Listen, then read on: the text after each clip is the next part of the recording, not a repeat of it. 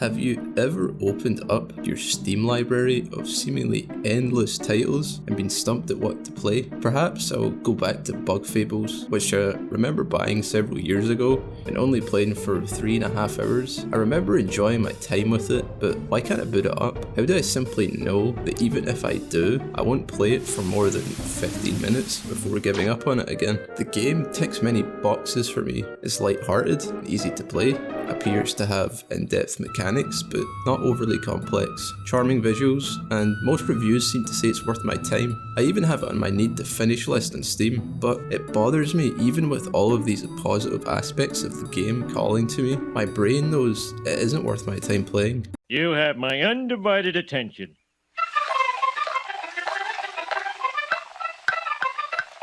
This lack of completion with games is not synonymous with low playtime either. I have a Mori that I purchased much more recently and sunk 8.5 hours into, and also remember enjoying. DNF Duel 20.5 hours. Even Elden Ring, which I played for 53.2 hours, still gives me this feeling of guilt because it's not finished. I do this routine quite often when I can't decide what to play, and usually what I end up doing is boot up whatever is currently catching my interest. Whether that's something that is actually satisfying to put more time into is a different question. Multiverses is currently the game that is drawing me in and excluding the rest of my lonely library at 51.7 hours. Now, you're probably asking, where am I going with all of this? I want to discuss further why we feel this sense of guilt with our Steam library of unfinished games, how game lifespans and our attention spans have changed, along with why completing games isn't something that is necessary anymore.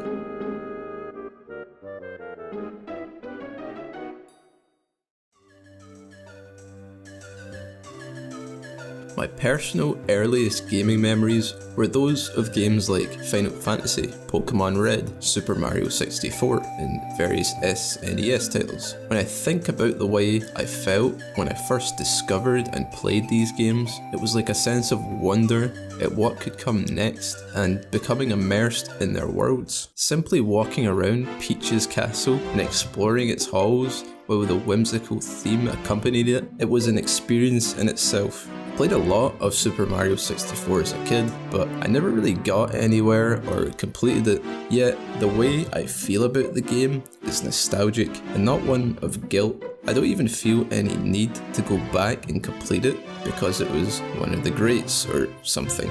I'm just happy I had such a good time with it. Now, how is it exactly that I can feel this way about a game I played over 2 decades ago, but with modern titles, I feel an indifference? Why do we feel guilty regarding completion?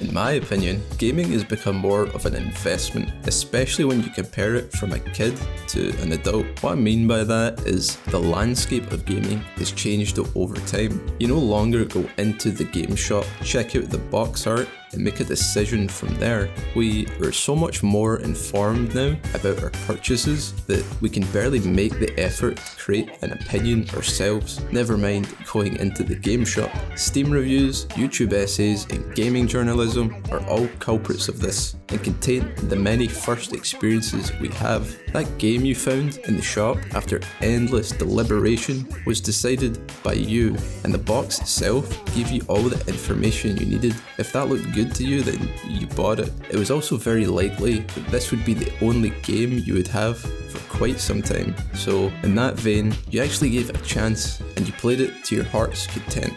Nowadays, we're purchasing based on what's a good sale, what others have said, and if a game has been marketed well enough for it to interest you. We're also both purchasing and consuming at a faster pace. What isn't new is also becoming stale much quicker, meaning many games are swept under the rug and left to deteriorate.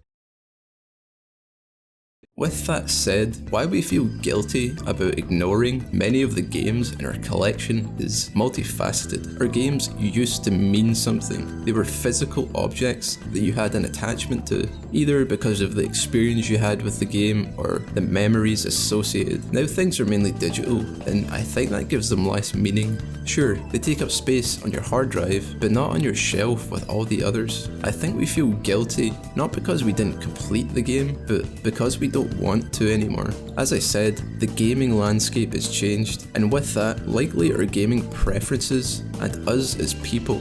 More choice has created a saturation in the market and also has caused us to potentially over-consume. This sounds like a cynical take, like games were good before but they're bad now, but really it's more like gaming is just different now, and that's not to say you can't have similar experiences to the ones you cherished way back when.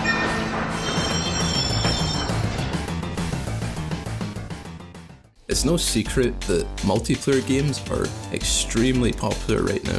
If you look at my Steam library, the most played games are the multiplayer ones. I believe this is the silver lining with modern gaming. We can share our previously nerdy passion with all these other people all over the world in a seamless way. I feel the reason these types of games are so popular now is due to our more limited attention spans. Oh shit! Since the arrival of social media, etc., we're becoming less prone to longer form experiences and align more to short dopamine driven ones instead.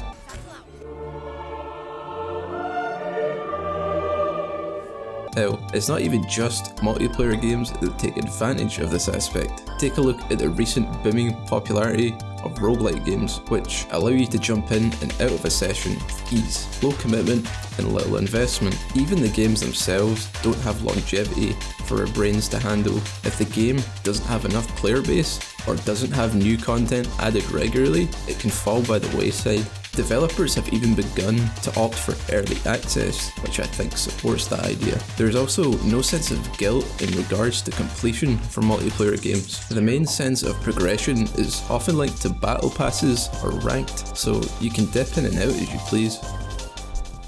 So when you think about it, the reason we play multiplayer games is for enjoyment and less about completion for many of us. But it's easier to get to that phase because the game doesn't waste any time doing so. That's why it's easier to boot up that tried and true game you know and love. It's comfortable. Perhaps next time when we think about booting up that game we didn't put much time into but enjoyed, we should stick with it and give it a chance to actually breathe. Not every game needs to be completed, but all of them deserve a chance to be.